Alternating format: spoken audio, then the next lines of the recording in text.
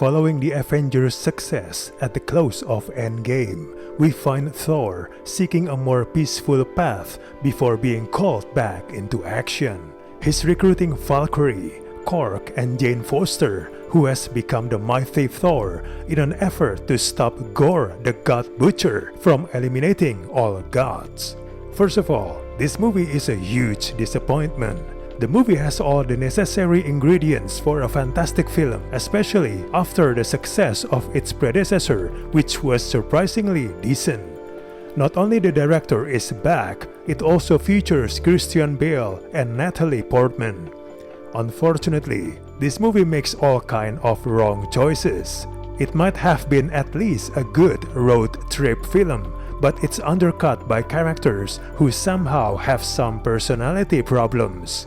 Thor is strangely inconsistent throughout the film. We see him with multiple personalities from the beginning to end. Jane Foster has a tension between her newfound superhuman life and her miserable normal one, but the film is not interested to explore it in more details. Characters appear in ways that seem engineered to be funny rather than to be true person. The movie is constructed as a delivery system for jokes above all else, as it sells out its characters for jokes. Most of the time, it feels like watching a comedy, which undercuts the gravity of the situation and makes it so that the characters never have a real stake.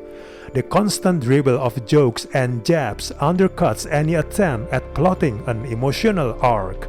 Even Christian Bale, who plays Gorr very seriously at times, giving this dangerous character some pathos, often feels out of place with the rest of the movie.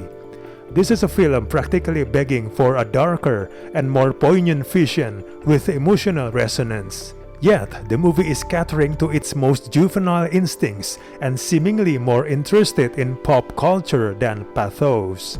The script undermines every emotional beat with jokes, underserved characters, and a lack of stakes.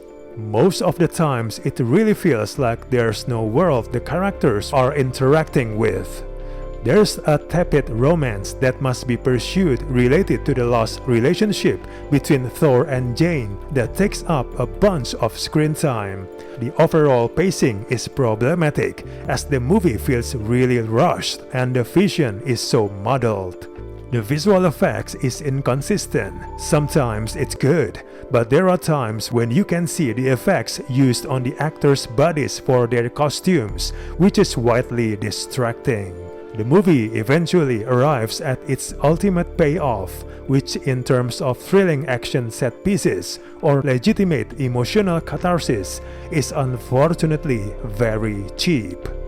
Overall, this movie really suffocates all of its strengths, wasting all the ingredients for the wrong reasons. We do not recommend this movie at all.